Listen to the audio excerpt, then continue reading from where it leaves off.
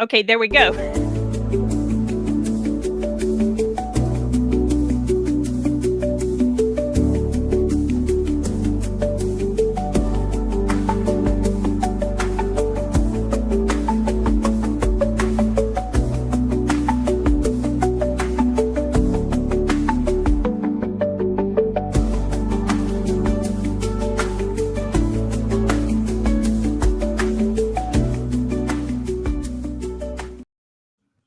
Hello.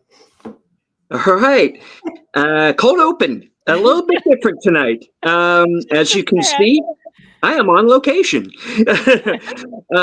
Good evening, ladies and gentlemen out there in YouTube land. I am Deleted Scenes. Along with me are Sin's Corner and Off the Cover. And I would like to welcome you to tonight's episode of the Mystery Movie Night podcast. I am having a bit of an issue with my computer. Yes, indeed, I'm having a little bit of an issue with my computer this evening. So I'm doing this from my phone, and from what I understand, the picture is better and I sound better. So fuck it, we're going with it. Mm-hmm. All right. Yeah. All right. I do want to say hello to some people who have joined us here in the chat. Friend of the channel, Enigma Severus. Shout out to him. He's been watching a lot of my videos. So Enigma. Yeah, right Enigma's great. Keep on coming over. Good you guy. Should have gone to see The Accountant too, dude. You totally should have done it. Yeah. I would have gone, even by myself. Doesn't matter. I'm really looking forward to that movie. Okay, sorry. Tangent.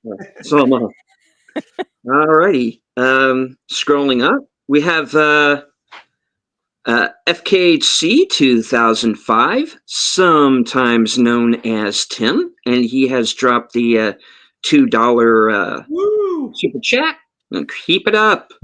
Will do. All right. Hey, Corey. Corey's in the chat. Hold on. Corey's out here. What's up, dude? Let me scroll up. Look, he's leaving some music.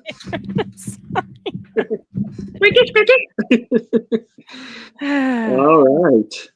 Okay. All right. Well, I would also like to thank everyone who is hopefully still joining us on X. I can't see you, but I know that you're there. All right. Just to let everyone know, I did not get the mystery movie night. This was. I know. Yeah, from what I'm hearing. Okay. This was apparently an AMC only. Screen unseen. Yeah, that's what they call it. Okay. Yep. All right. This was kind of an AMC only mystery movie night, and all right, I'm ready to let my co-panelists apparently rip this one a new one. The mystery movie this week was Daniel Menahan's On Swift Horses. Starring Daisy Edgar Jones, Jacob Elordi, Will Poulter, who seems to be in every movie. Everything. He's like the new Pedro Pascal. Yeah. Diego Calva and Sasha Cali. So okay. Whoever wants to start first, let us know. On Swift Horses, what are we getting into here? I'm gonna say Sin, ladies first. If you want to do a plot synopsis. Okay, so I'm pulling up my notes, and they're like behind the screen or something. Where the heck are they? Oh, here they are. So basically, the synopsis. Oh, there's my notes for Warfare. A much better movie, by the way. Oh my God, so much better. We'll get to that one later. We'll get to that. We'll at least get to talk about something good. So the synopsis is. It's like basically two separate stories in one, kind of ish. It follows the story. What's the sailor's name? Oh gosh, starts with a J. Dude's coming home to see his brother. He's like on leave from the military. He's coming to his brother's house, and his brother and his brother's girlfriend, Julius, his brother's girlfriend, they're making out. That's like, okay, I knew what we were in for when, like, within 1 minute, we're seeing a sex scene. So I was like, okay. So I didn't know what we were getting into until like halfway through. Well, I could tell the tone of what we were getting into with the intro sex scene. It was like, well, that's okay. I thought it was gonna be okay. We'll get into that. All right, so sorry. So he comes to the house, which is actually his brother's girlfriend's house. It was like her mom's. Muriel is Daisy Edgar Jones, and then Will Poulter is named Lee. And he wants her. Poulter is the boyfriend of the girl, and he wants to get married. So, but his brother shows up, and right away you can tell there's sexual tension between the brother and the girlfriend of the brother. And so you think you know where it's headed to, and like I said, she definitely would have if the opportunity had presented itself, because she showed herself that type of person. So basically the story branches off. And Josiah, what's his name again? Julius, he goes off and does his thing, and then the married couple, because they do finally get married, they go off and do their thing. So the story jumps back and forth between the two of them. Eventually the main characters come together again for a little bit, and then they kind of split off again. But this is a character drama. It's also classified as a romance. But number one, I'm not a huge fan of character dramas. It all depends. This one absolutely did not work for me at all. And then it's a romance. But if by romance you mean it's these two absolutely terrible people being closeted bisexual / homosexual people, the wife cheating on her husband.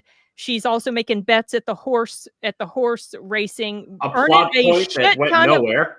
Well, she ended up giving him I don't give a crap about spoilers, you guys, because this movie was a piece of shit. I hated it so much. I was miserable the entire time. I could not wait for it to be done. Yeah. I did not like the two of the main characters, the wife. Yeah, thank you. Deleted. Yeah. The wife and the brother-in-law of the wife, they were both terrible people. I did not like Julius. I did not like Muriel. Julius would steal from people, even his own freaking family. And Muriel, she would do stuff behind her husband's back, and we're supposed to feel sorry for these people because they're so oppressed. They have to hide what they are, but deep down, they were shit. They were terrible people. As human beings, regardless of their sexuality. Yes, exactly. They were terrible. She was doing all this deceptive crap behind her husband's back, and he was a good person. He was the only character that I liked. So, like, the others couldn't stand him. I wanted them to die. I was just like, I'm so ready for this movie to be over, and I knew it was going to be 2 hours long, y'all. I was like, oh my gosh. It felt a lot longer. 20 minutes in, and I'm like, oh no. So what I thought, like, as I'm watching it, I had no clue that this is queer cinema. Well, I didn't either until they started queer showing it / cinema. Because I thought about how to talk about this, because a lot of like our corner of the internet, I'm kind of referencing like Heels versus Babyface and Nerdrotic and all them. They do like skew homophobic. So like I want to approach it from like a Chris Gore perspective and just judge it as a piece of cinema. Mm-hmm. And so, well, it's based on a book. It's based on a book. I can get into like more about because I didn't read the book, but I have my own problems with the literary industry. We don't have to talk about that. So I had no idea what we were about to get into, and I don't know whether I miss nuance or something. Apparently, thousands of comments on my I saw the TV glow said I missed the point. There was no point. I know what the point to this that movie to this stupid movie was. The point was, oh, you can't be yourself, and look at all these terrible things you have to do behind the scenes because you can't be yourself. Right. But they didn't present them as sympathetic characters. That's why it didn't work for me. I saw the TV glow, or no, I'm talking about this dumbass movie. Swift Horses, Slow Horses. Yeah, on Swift Horses. So as I'm watching it, okay, so the brother comes. I'm like, who's this guy? So first of all, like the opening scene, Muriel is banging Lee, And I'm like, okay, I guess we're in for a romance or something. And I guess this other guy shows up. It's not immediately clear who the hell he is. Right, not right away. Honestly, I need subtitles whenever I watch anything. Because I didn't catch that he was the brother for a while. I thought it was maybe like a war buddy or whatever. Oh. So Lee. So I'm just gonna call it by the actor's name. So Will Poulter is trying to marry Daisy Edgar Jones, and she's all like, I don't know, and it's like, well, you told me you would have an answer by Christmas, so and it's Christmas Eve, and it's Christmas Eve, and Will Poulter's brother shows up, and suddenly, like, they have this. So he proposes to her. She says yes. Blah blah blah.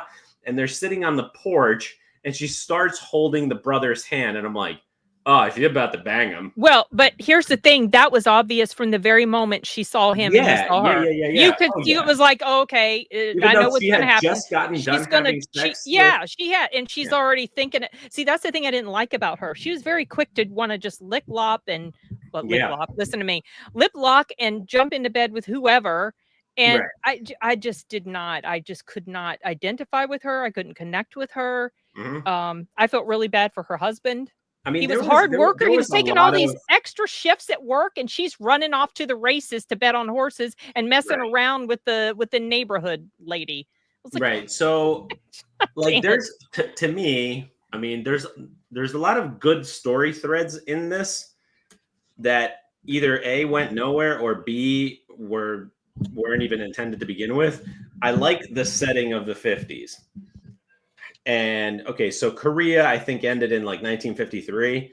So this whole like I guess it's just the LG and the B underground thing.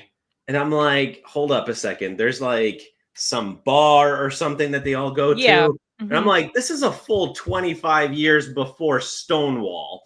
So I'm like, was there really? Is this really a thing? I would assume so. Sure. They had police that would go in and bust things up. So, and it was a crime back but in the then. 70s. Like, I don't think it was as prevalent like back then. I don't know. You mean in the 50s?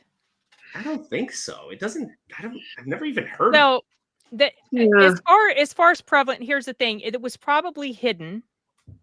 It was probably very covert. Now it feels like it's in your face all the time. Honestly, I have never seen so many people so willing to talk about their sexual preferences and sexual activities in all my life. I swear to God, I'm so sick of it. That's because they're all narcissists. I know. It's like, I don't care. You don't need to tell me. Yeah, exactly. Remember when there was don't ask, don't tell? Yeah. I much prefer I'm that not fucking asking. You know? Right. I don't need to know. Thing, like, how you banged, okay? And it doesn't even have to do with people that are gay or whatever. I really don't want to know, even if you're straight. I do not want to know all the people you have messed with. That's not my business.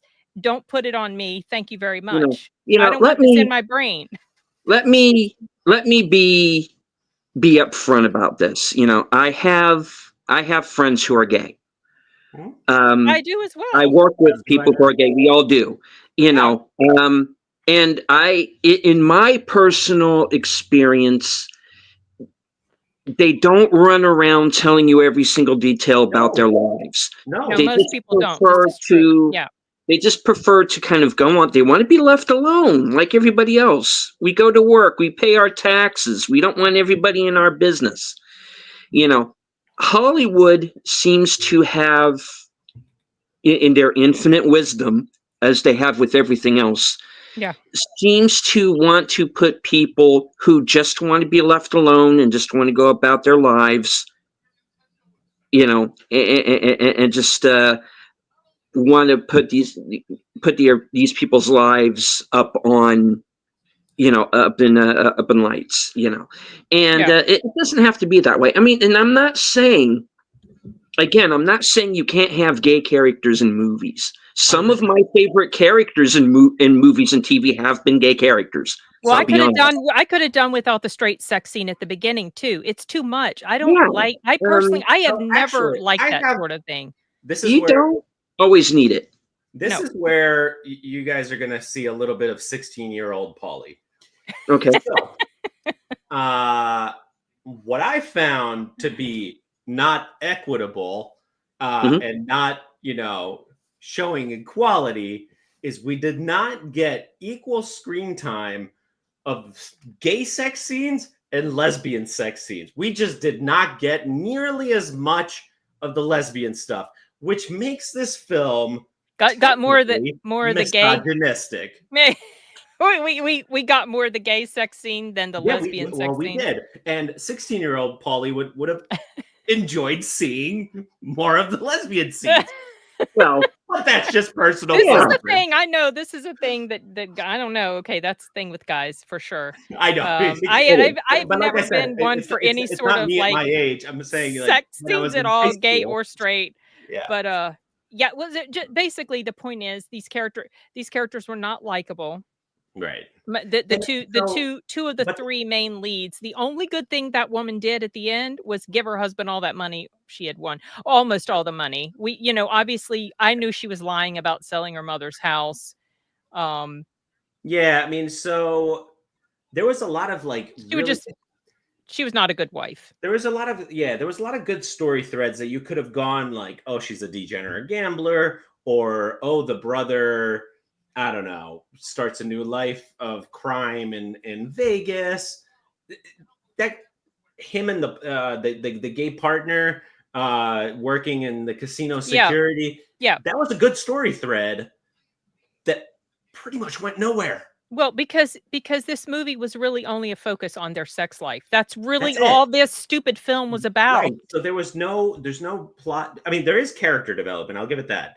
But the plot lines, all the plot threads go nowhere. It's like, oh, suddenly she's not gambling on horses anymore, even though the movie is called Swift Horses or whatever. Swift Horses, yeah. So the one thing I have to say, and again, I don't want to harp on the fact that on these characters' sexuality, like you do you, bro, live and let live.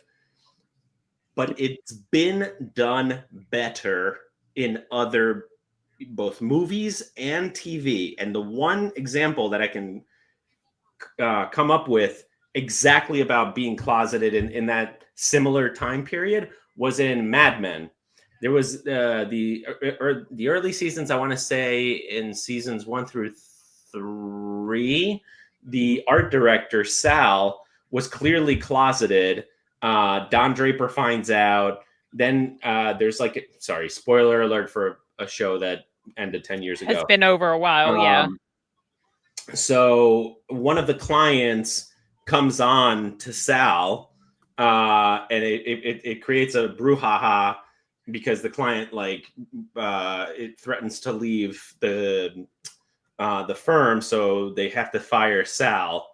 But he's been quietly dealing. He's a married guy, but he's really gay. That was much better done. Same message of being closeted, being oppressed, blah, blah, blah, but just done better. I don't know. Was he a more likable character at least? Much more likable because you saw his struggles. Early on, I think he another client comes in and starts hitting on him. And he's like, nah, man, I don't know. I can't he was still dealing with it. And then then his wife figures out that he's gay when he's dancing around about a commercial or whatever that he's directing. And then it was the Lucky Strike, the cigarette client comes in and starts hitting on him. And then threatens to leave, and that's the largest account. So that evolution, and it was done in a much more classier way without showing any of the sexual shit. And you can show the sexual stuff, that's fine. But in Mad Men achieved what this movie did not.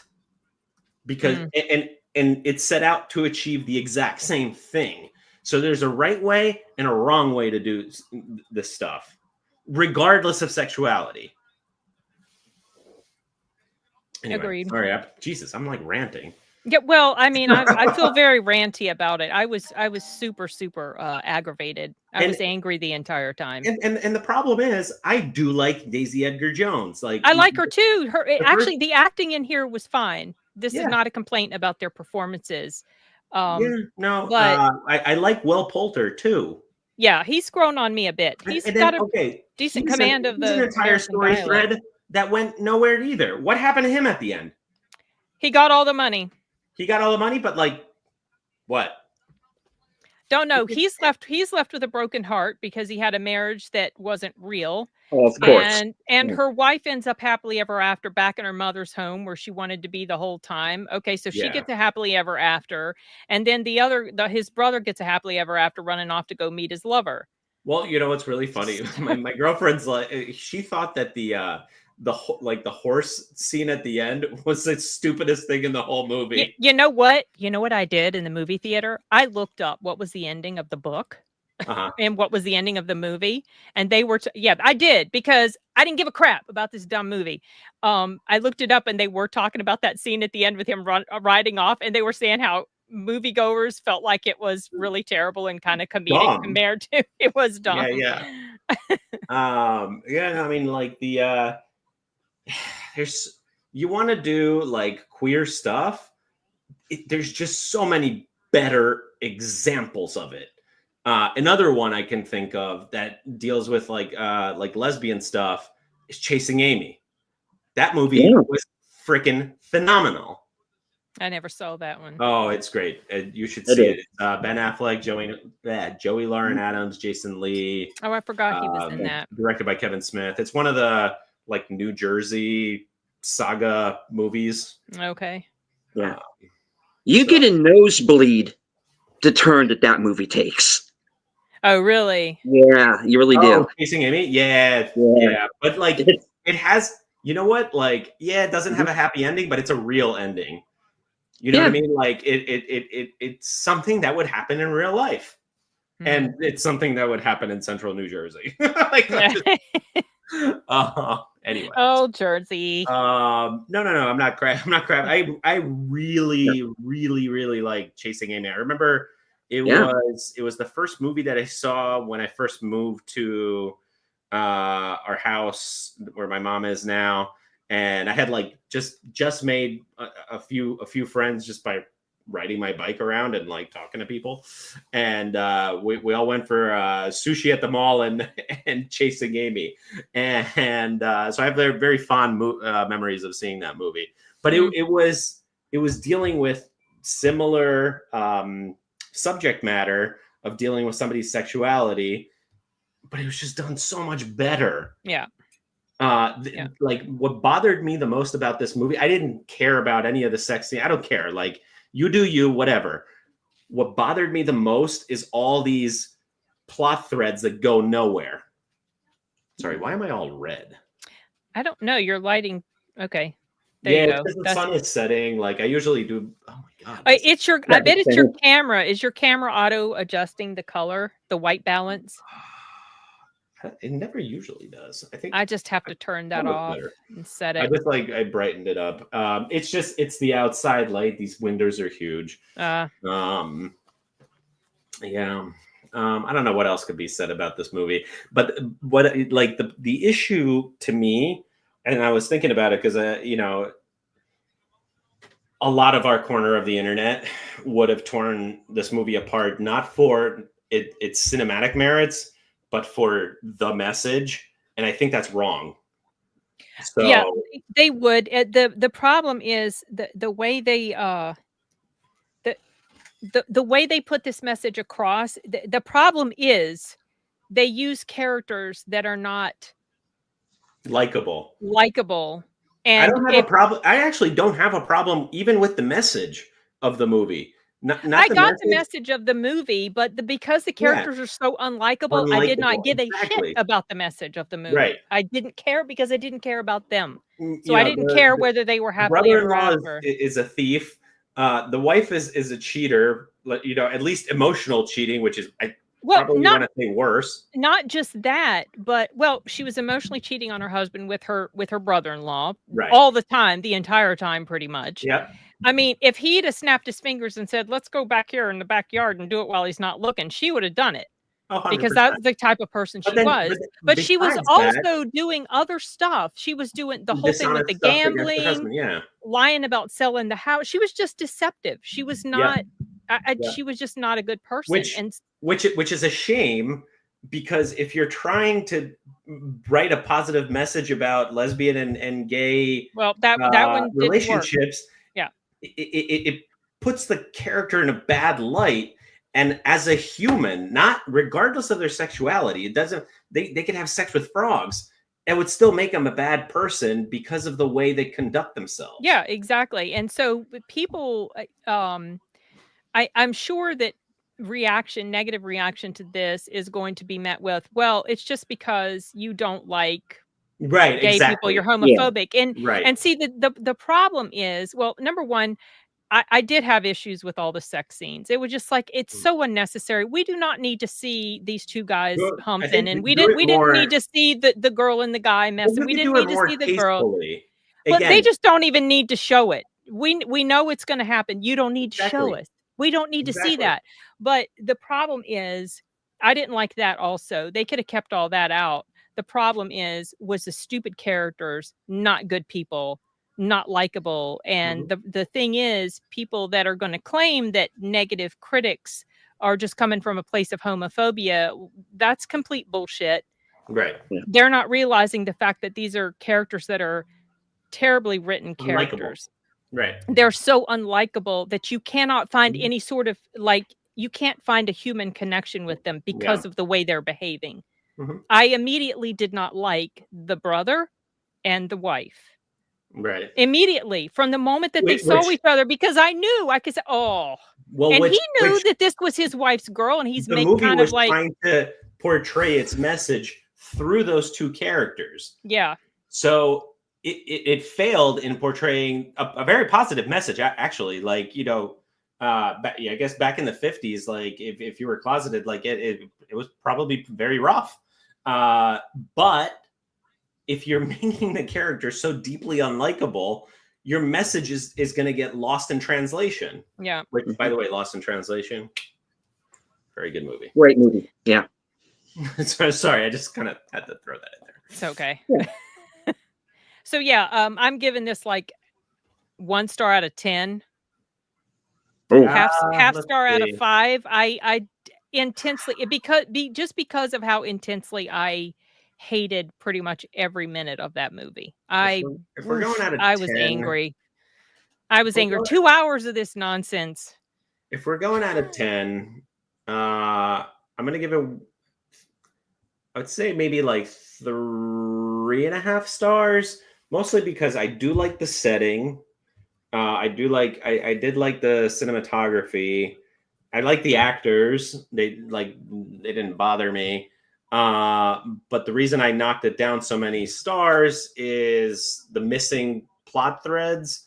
And it just like the dual stories, also like the going back and forth felt very clunky. Jarring. Yeah. Jarring. Yeah. So yeah, I'm 3.5 stars on this one. That's very generous of you. I'm just a nice guy, Sin. You're just a nice guy. This one's ending up on my worst for 2020. One of my worst for 2025. Yeah. For me, it definitely is going to. Seen anything worse? Well, Love Hurts is obviously going to be on that. I haven't seen that. So bad. I was forgetting that movie while I was watching it. That's how so bad. And it was only 80 minutes, and I was ready for that one to be over. It's like, oh my gosh, this is so cringe. Hi. I mean, I don't know, Sin, do you have anything else to say about nothing nice? No, absolutely not. Yeah, just you want queer cinema, there's better movies out there.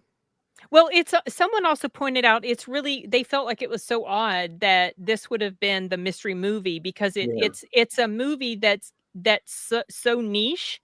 it's geared towards like less than 3% of the population as Right. far as like, LGBT stuff. It just like, why? Yeah. And so if I can like rant a little bit about the literary world, in the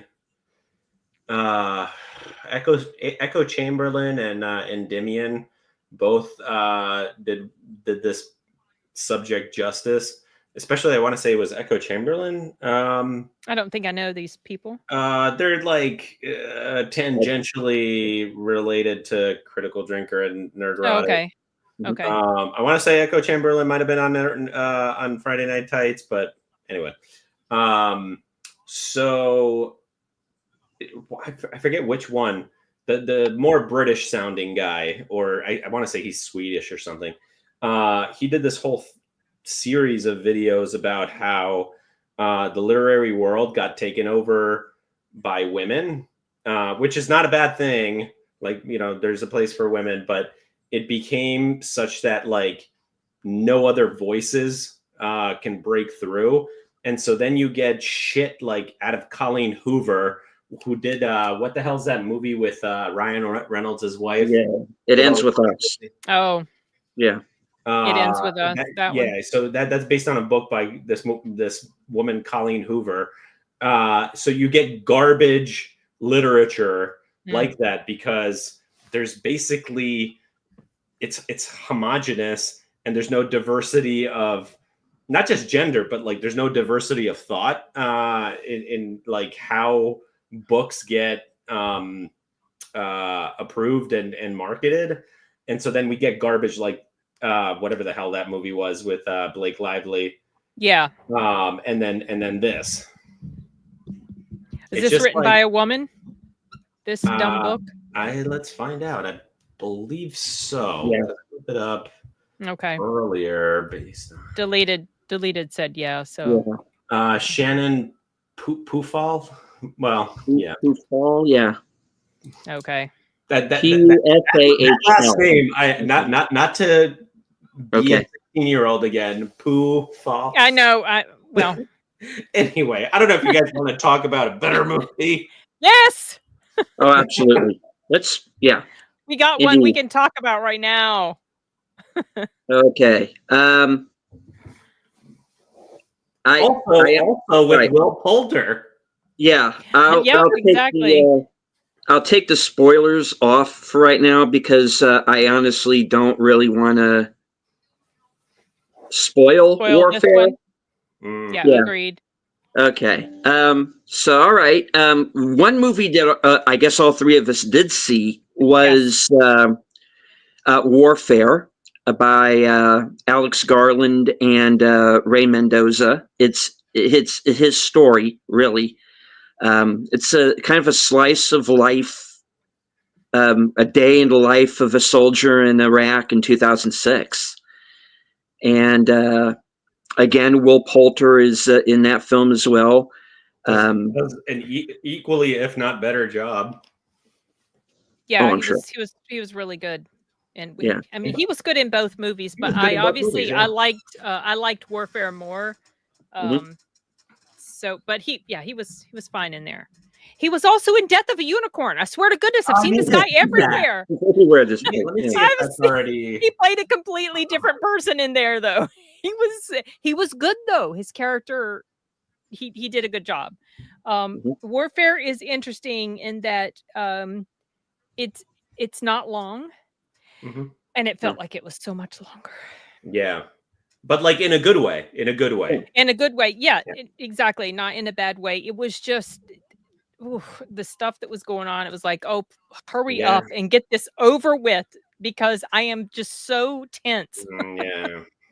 Yeah. I mean, for me, so just brief. I mean, and this is the thing, we've harped on, or at least I have on my channel, about lack of plot and lack of character development.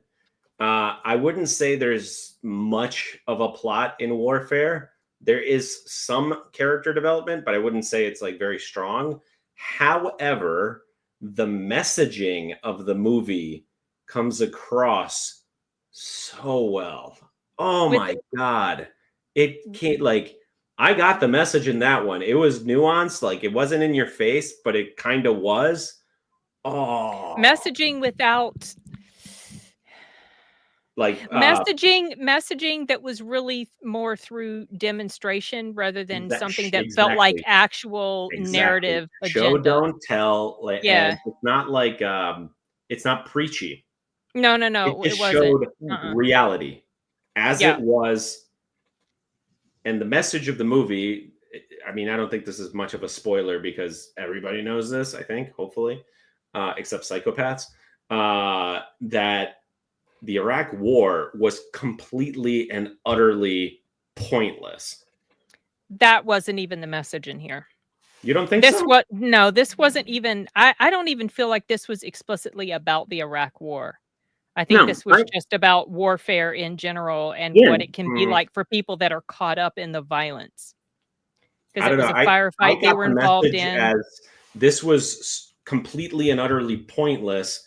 And when they each, sorry, spoiler alert, when they each left, when each group left, it was just like, nothing was resolved. Why were they even there in the first place? I think like this was a much deeper movie than I don't know. At least sorry, Well, Sid. I it, think you're it, giving it's it not it's enough credit. it's not so much that particular war itself was pointless. I don't think they're saying that necessarily. I think it's it is definitely an anti-war film, and I think they're just 100%. saying it in general, Mhm. is that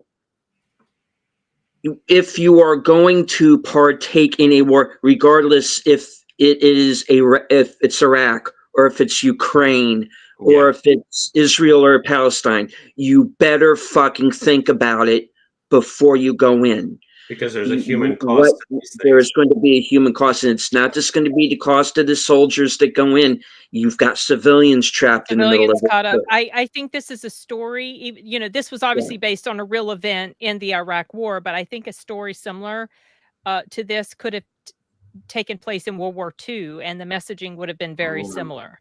Yeah. yeah. Even though, World War II, that's, widely Hey, considered as a justified war and all of that, so yes. Last call with Troy Pacelli. The Iraq War was perpetrated by morons. 100 million% agree. Well, actually, I could say the same thing about most globalists. I'm being redundant. Yeah, but it was perpetrated by greedy, evil people. You know, I often get into an argument, and I don't want to get super political now, but Bush and his father, but especially the son, like they put up like Hitler level numbers of civilians that they genocided. Like they killed 2 million Iraqi civilians. 2 million. Those are like Hitler Stalin level numbers. So I'm sorry. I hate that man with a passion of Well, 1,000 burning suns. well, that aside, Yeah, um, sorry. Again, I'm like ranty you all know, around. I wouldn't say that even comes close to Stalin level numbers at Oh all. yeah. They're much better. But like once you get over you know, 1 million, That's a lot. It's definitely a lot, you're in the same and that ballpark. see, that's the problem. That's the general problem with war, which is also Yeah. what this and movie don't portrays, that there are innocent lives caught up in it, and it doesn't matter. It really doesn't matter. The conflict doesn't matter. This is how it affects people in general. Right. Sorry, Yeah, deleted and the and one interrupted you. line. you got to think of the number of people that Saddam Hussein killed over the years, Right. Yeah, no. and all of his I'm not denying that predecessors, either. and that includes this. And I'm also including people like the Shah of Iran. Yeah. No. Okay, I'm not so discounting any of yeah, that. I'm just putting Bush in that group of horrible humans. But the one line that I really liked, that kind of like it was a lot more obvious about the film's message and the human cost of war was when Will Poulter was like, hey man, take over for me, I'm fucked up. Yeah. So, and like he well, did it in such a human way, where like, I don't know, like I don't even know the guy, and I would have helped him out in that moment, no matter what.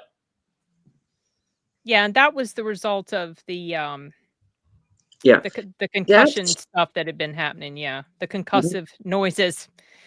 And it one of the things that I don't think is really being talked about, and I haven't seen discussed in reviews yet, is the camaraderie of the men. Yeah. Yeah. And just I talked about that in my review. Yeah. And the opening I scene. Yeah. That opening scene was so nice. Yeah. And that just warmed my heart. There was something about it. I just got this big grin on, even though, they're hooting and hollering over these girls in these spandex, and doing all these things. But it was something about it that I don't like. I didn't feel like, oh gosh, the male gaze. No, I was like, oh, these guys, this is like a moment of light and happiness for them. Yeah. They're looking at these beautiful women and, they've been away from home. They miss, know what I mean? That's how I saw it. What was the song playing? Call on Me. Pull on Me. Oh. Call on Me. Yeah. Sorry, deleted. Kept interrupting you. No. It's just well, that's a good scene too. That's a good opening scene. And but yeah, how they looked after each other. Yeah, and these little looks back and forth, especially between Will Poulter and Joseph Quinn, where there is this shorthand with these little looks back and forth that I don't know how many people caught that, there's history behind that. That is a shorthand. That is men who have been in the shit together before. Yeah. And just those little touches like that are what, for me, made the film. There's a lot going on between the lines in this movie, and there's a lot that is kind of left unsaid. And I'm in the dark here, even though I have in the dark. A lamp on in the room. Yes, Troy, you are absolutely right. Yes, that's why. Yes, we're talking about another one because the first movie sucks so bad. There was this one scene in Warfare, and I'm going to try to explain it without giving away spoilers, but there had been injuries that occurred. Yeah. And some of the people were like, they were having some weird shell-shocked reaction to what happened. It was almost like they were kind of losing touch with reality a little bit. Mm-hmm. And one of the people that came across that way, and they're tending to severe wounds. Yeah. On one of the victims, and you're thinking, why are you even doing that? Like, why? And then later things happen. It's like, oh, holy shit. Yeah. Was not expecting this to happen. Oh my gosh, how in the world? So my favorite scene is where, and I didn't know any of the characters' names really, but the one soldier is tending to the guy on the floor, I guess there were two guys on the floor. But and then like the backup, like the new team comes in. It's like, oh yeah, dude. Yeah. And they're like smacking him. And then the guy's like, fuck off. This is my guy. Well, they also weren't watching where they were walking. They were bumping into the injured leg and hitting on him. He's like, dude, it's his leg. Like, what are you doing? But that's what's showing the camaraderie. Yeah. Between all of them, and it happened in such a natural way. It was portrayed so realistically. Like, it felt like I was there, and it's funny because I usually I couldn't go to my regular theater because they didn't have any seats. So I went to. Oh, it was sold out. It was sold out Nice. For the showing that I saw it on Sunday early afternoon. Okay. And so I've now only been to this theater twice, but there's one that's like very close to my house, and it's just it's such a shitty theater. I saw Thor: The Dark World and Warfare. Like when I saw Thor: The Dark World, like it was just dirty. The floors were sticky. Like, and it's a very long theater with all like super old seats, like not the recliners. and it's just like They still haven't upgraded it? No, Ugh. no. And so anyway, so Warfare was in this super long theater, and it's really funny because a few months ago, I take my mom to the movie theater, and we see a trailer for Warfare, and she's like, "I have to see this." She really wanted to see it, so I was like, "All right, let's go." She's visiting me, and it's like her reaction from this movie. She's like, I grew up seeing a lot of World War II movies, but Iraq is a million times worse. I was like, damn. I mean, like, you know, because she was born at the the tail end of World War II. Like, the eldest of the elder boomers. And so from the 40s onward, there was like nothing but war movies for the next 80 years. So she grew up on that, especially in the 50s. You know, Bridge on the River Kwai, all that stuff. And so she's like, yeah, that was super realistic, and that war was awful. You know, I've talked about this when we talked about oh gosh, what was that movie? My Dead Friend Zoe.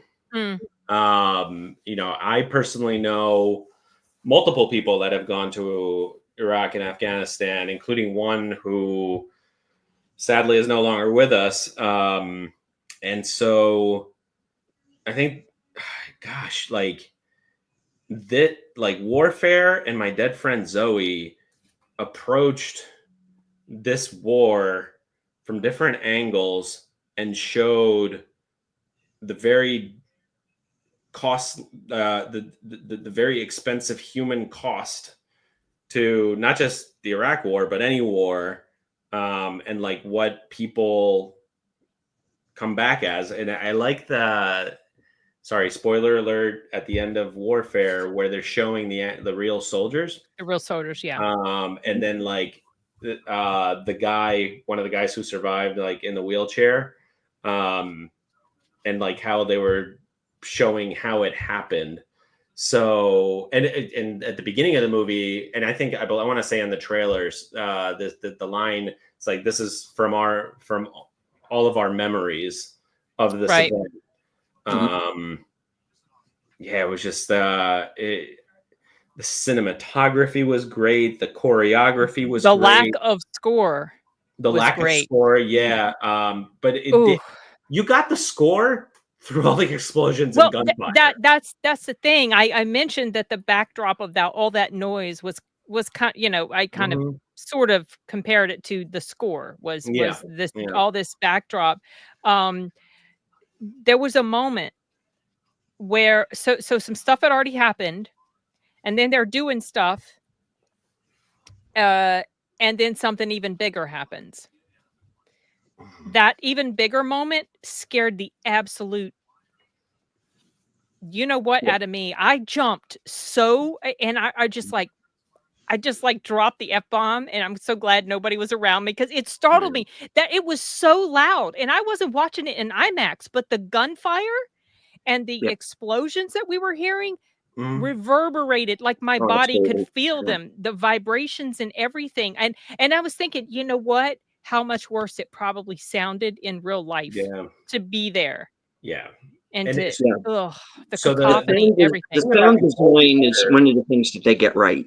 Yeah. And you can tell, and I said this in my review, is you can tell that the kind of weapons that are being fired, what is being fired from a closer range, weapons that are being fired from farther off, the sound that the jet makes. Oh yeah, the scenes were awesome. I'm anti-war. They're like show of force. Show of force. What does that mean? What is show of force? Well, now I know what it means. Okay, got it. And that's a tactic. That's what they really do. Oh, and, that's interesting.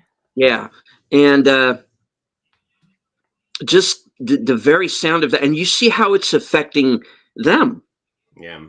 You know, whenever that jet passes, they just crouch down, you know? Yeah, well, it's And, just it's concussive noise and all. Ugh. Yeah. Yeah.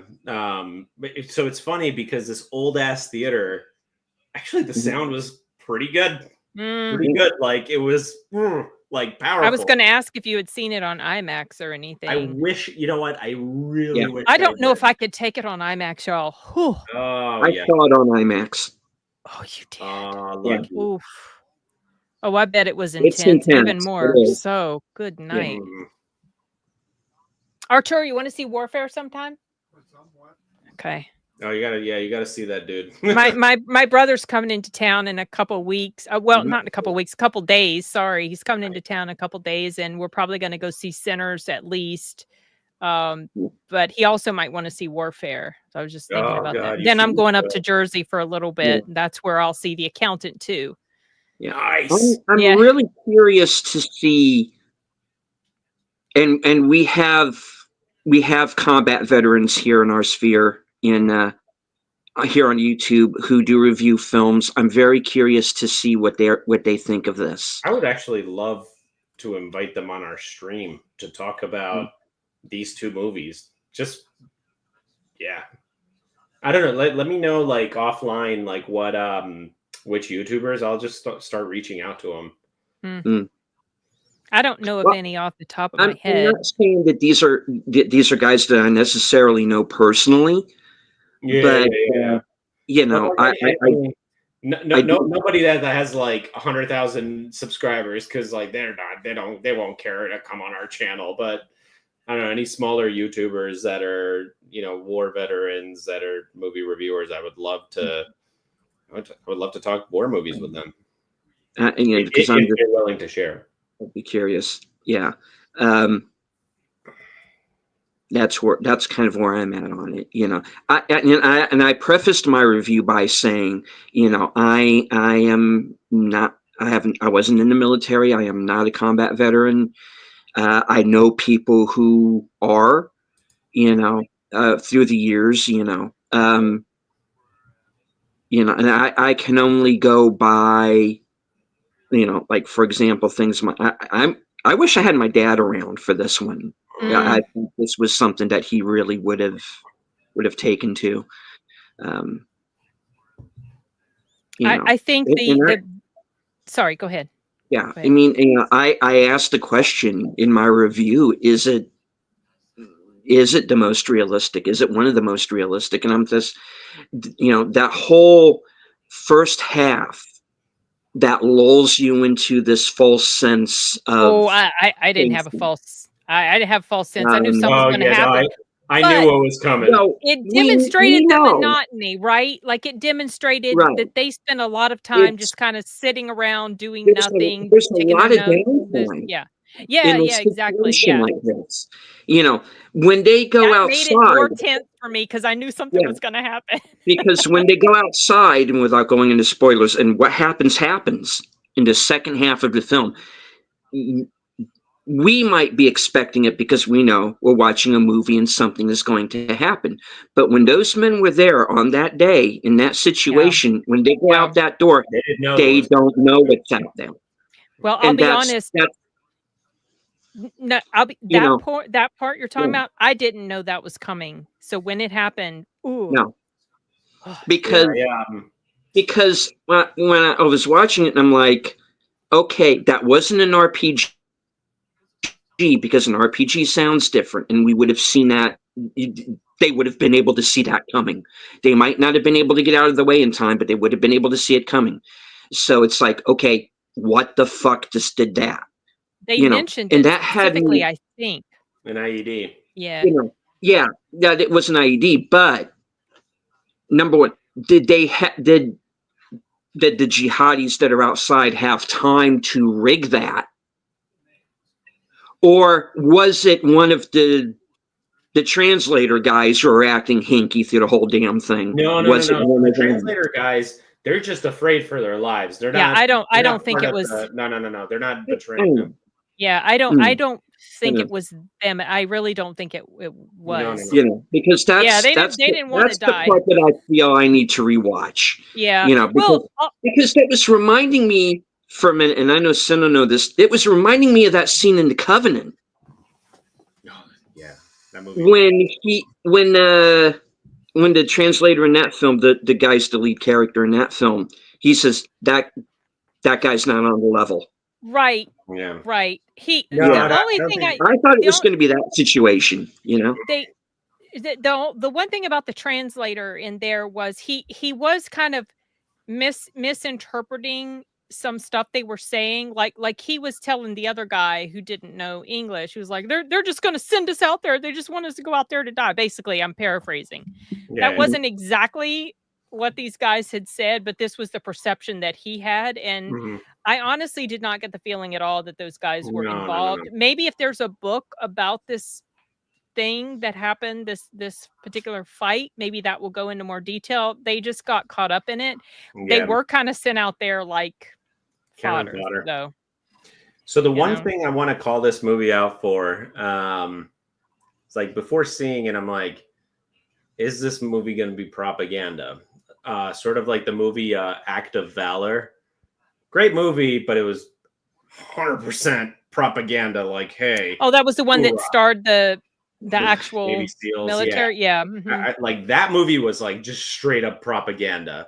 And so like going in, I'm like, oh God, I hope it's not that. And it wasn't. I'm super happy that it wasn't propaganda. You may be surprised to find that some people feel like it was, because he didn't demonize.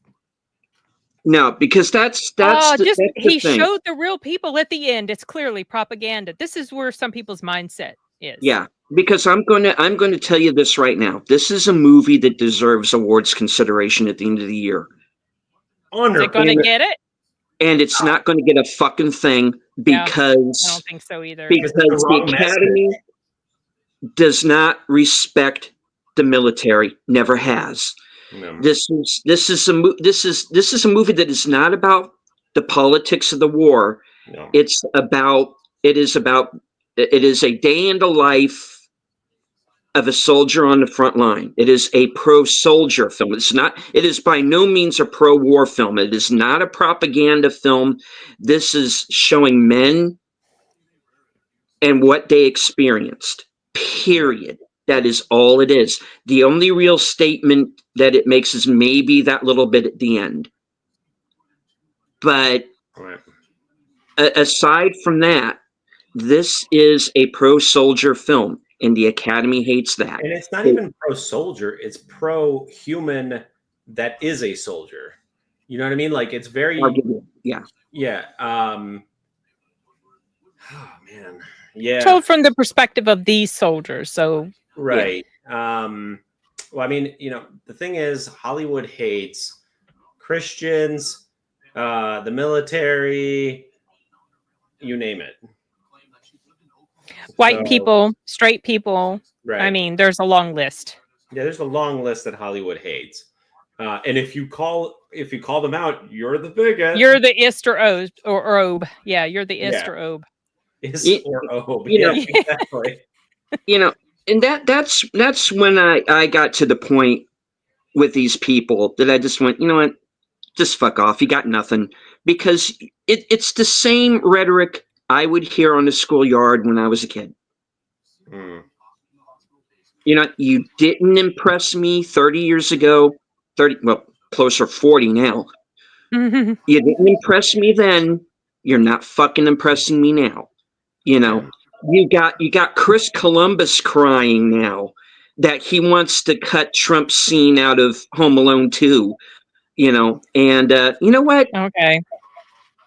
This fuck right the fuck off, It's so stupid.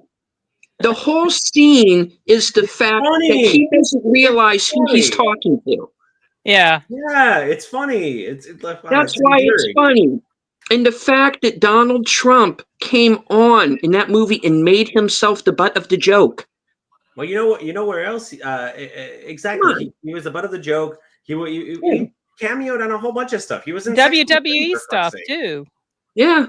but stuff like that. no. The message, you cannot deviate from orthodoxy in Hollywood. Orange man bad. Mm-hmm. Yeah, it's for me. Oh, I get to do this live. Weird. Orange man bad. Orange man bad. Russia, Russia, Russia. Okay, Dan. Sure, Dan. Sorry, that was my best impression of Rachel Maddow. Before I forget, Enigma. I'm sorry, this is a tangent, but I don't want to forget. Regal is better because it's unlimited. In other words, you can see however many free movies of the normal movies you want to. AMC, you're limited to 3 movies a week. So you could see unlimited movies a week, but the only caveat to Regal is you can't have more than 5 reserved at a time. So they have 5 slots, and if you've used up all your 5, you can't buy another ticket in advance until one of those slots opens up. So yeah, but they're both good. If you don't go more than 2 or 3 times a week, AMC might be perfect for you. Yeah, I mean, for me, I like AMC because I like my theater. Regals in Manhattan are kind of annoying to get to, and in annoying places like Times Square, which I want to stay the hell away from. I'm not crazy about Regal. I have it just because it's more financially makes for more financial sense to get that one, and also the Regal is closer. AMC, I have to travel a little farther, but my favorite theater is Cinemark. But unfortunately, Cinemark, their plan is not even comp. It's like you pay $11-12 a month and you get 1 free movie a month. How much are movies at Cinemark, just in general? Well, it depends on location. Like in the evening, maybe you're going to pay, I don't know, $13 to $16 in the evening. Wow. Okay. I'm surprised, like in the burbs, it's that much. Yeah. And during the daytime, the matinee is like $8.50. Oh, that's and nice. on cheapy day, it's $6 on Tuesdays. I like cheapy day. I do too. I like cheapy days as well. Oh, AMC. Oh, you lucky. Oh. Yeah, I can't help you with AMC. We don't have any here, so I don't know what they do that's different. So. They're just like it. I just know that, like, I have their Stubs plan, which basically means if I get a ticket online, they don't charge me the convenience fees. Oh, good. Yeah. So nice. It's like $20 a year. Yeah. Like, okay, I'll get that because I have been going to AMC a little more because sometimes they have the movie that Regal doesn't have one. Right. Regal doesn't have one. So I mean, but it's not always good. Nope. Like last night was not. Like that. I don't know what's worse. You know what? Actually, I got one.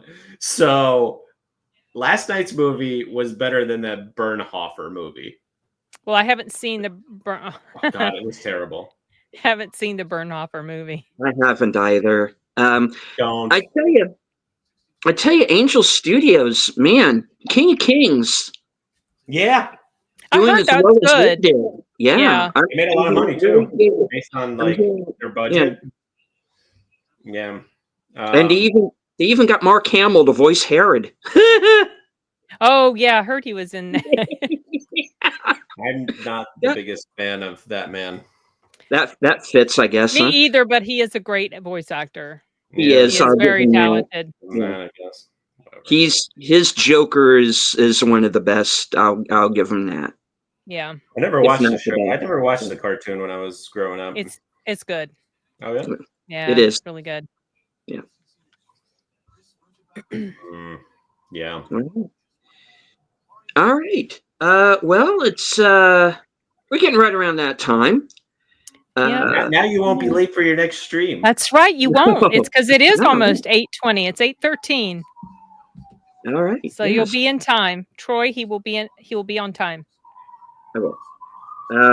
Let's see. I don't want to ignore the chat here. Oh, that was you, Sin. Not all movies fall under the umbrella, especially event films or outside of Discover Normal. Forgot to mention that's like the Fathom events, you do have to pay. And early for, not always early access. I can't remember if all early access films, but see them showing The Accountant like now, that would probably qualify as some sort of special type of film engagement. Rare. So it might not, it wouldn't fall under the umbrella of the all access. For Regal? So, for AMC. Oh. And sometimes, like, but you know what? When I saw an early access screening of The Amateur, it fell under the unlimited plan for me. When I saw that, like, week and a half, 2 I weeks want to see early. that. Damn. Yeah, it was enjoyable. It was, I liked it. It's not going to make my top 10, but it was enjoyable. Darth Skywalker is still working. Yes, he is. Yeah. Although I did kind of like him in The Machine.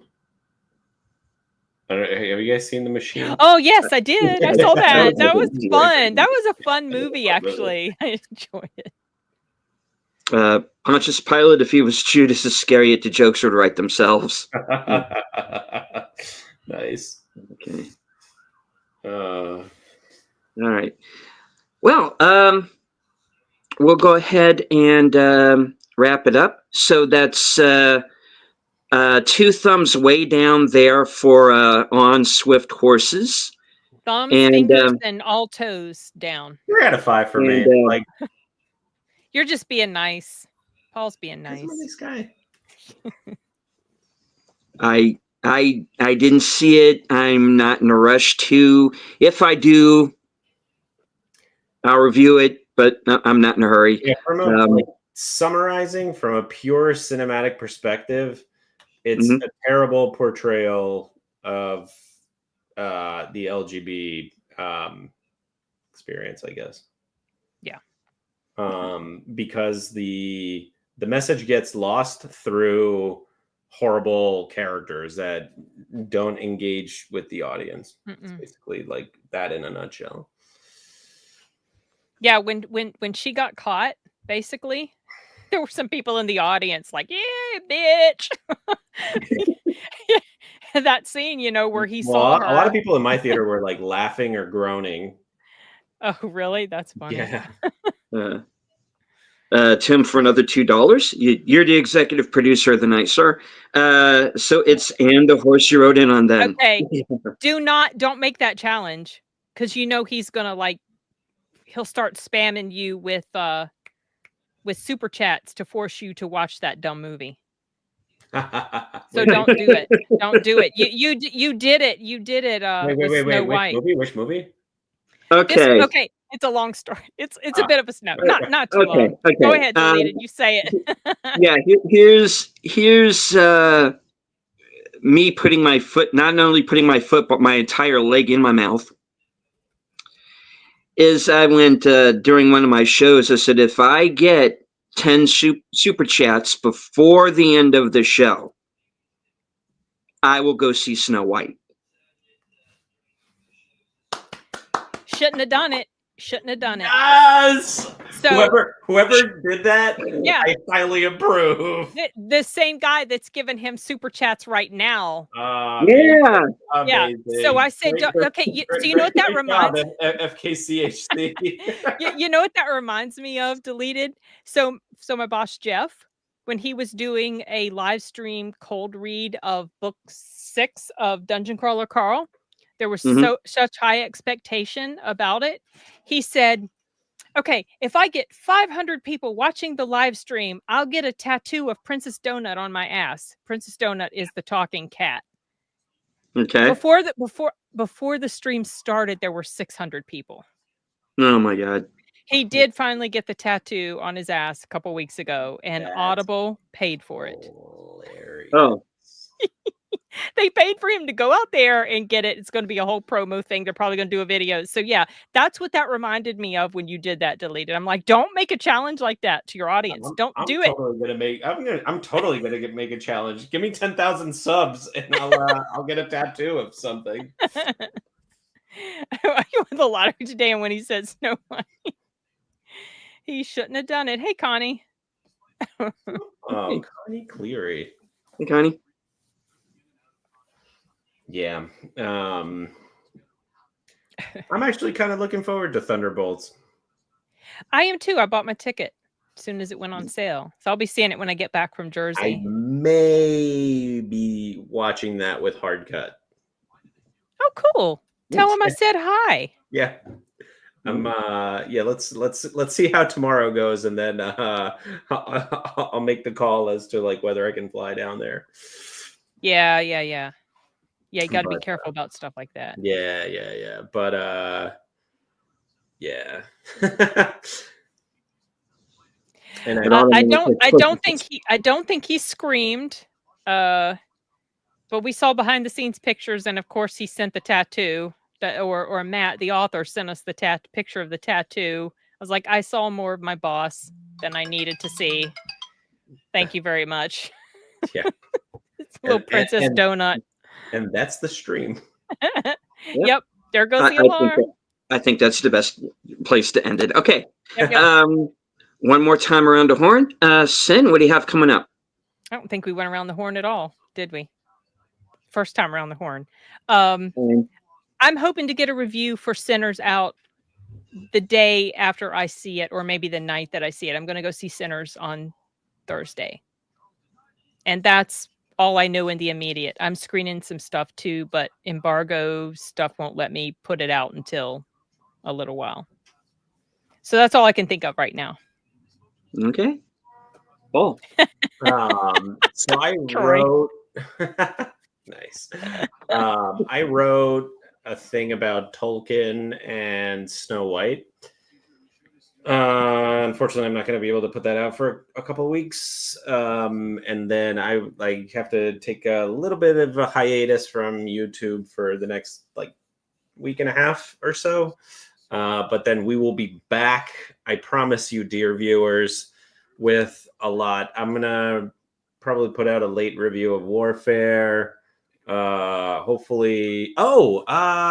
Actually, so that's a lie. I'm not going to be taking that long of a hiatus, because next Thursday I will be on Nadia's stream to talk about The Last of Us season 2. Oh, she invited me on that, but I never even saw the first season. I told her to. She's like, I want another woman on. I'm like, well, Sin. Oh, I wondered why that invitation came out of the blue, and I'm like, sorry, I haven't even seen the first season, so I couldn't do it. So I won't be on camera for personal reasons for next week's stream, but I will be following. And then once I get on the other side of something personal in a week and a half, I will be back to full-time, well, not full-time YouTubing, because I actually have a day job, but look out for Warfare review and maybe a few others, maybe Daredevil, and anything else that might pop up. Sinners, yeah, I'm actually excited because I like Michael B. Jordan. Yeah, I just wish we didn't know what they were up against, but that got leaked somehow. Maybe in the trailer, it was kind of given away. I didn't watch anything. Then don't. Yeah. Just go in blind, I guess. Go in blind. Mm-hmm. Well,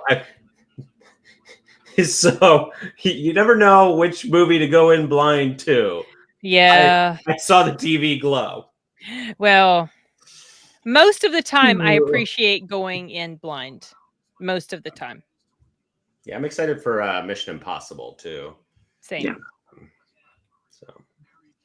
Yeah. As for me, join me here in just a few minutes, along with Troy Pacelli, Notice Network and Aged Boomer, for live from Sparkwood 21. And we are going to continue our deep dive into The Secret History of Twin Peaks, the companion book written by series co-creator Mark Frost. You can also go back and see my reviews for Warfare, Snow White, and Black Bag, a movie that I think is heavily underrated. So good film. Yeah, I like that movie. Yeah. Is this Sin approved recommendation? Yes. Ooh. It's not action packed, so don't go in expecting super action packed. Look. I trust your recos. Oh dear. Yeah. Oh, yeah. I think you'll like it. I was impressed with it. Yeah, it was Enigma. Agreed. Indeed. Let me see. Yeah, Black Bag was a good mystery. Indeed, yeah, very much Felt so. It Hitchcockian in some ways. very Mm. much, very Mhm. much so. Yeah. Really? Okay. All right. Well, we're going to go ahead and wrap it up here. Any last words? Nope. Nope. We will All right. return, dear viewers. Yes, thanks Believe for that. letting us vent, everybody. Yes. Yes, Sorry indeed. about all my rants. That's fine. Sorry, not We sorry. I had- don't know. Can we we all had- talk about how dumb Katy Perry in space was? Oh, That I'll leave stupid that thing. for next time. all right. We had more than 30 people watching throughout the Oh, show. nice. So thank you all very much for sticking with us through Awesome. all the rants and Back to Sid's Corner. yes. What? What? Subscribe. Subscribe all Do around. these both. Yeah, subscribe to all of us, y'all. If you're not already, I assume Especially you are. Sin, because she's awesome. Oh, you stop. You're too kind, Paul. And I was as I trying to do this movie, apparently.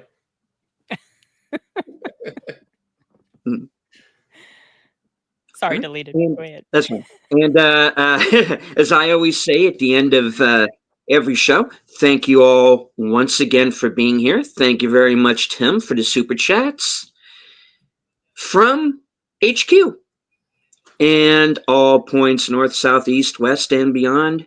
Good night. Take care. Stay strong. Be safe and healthy.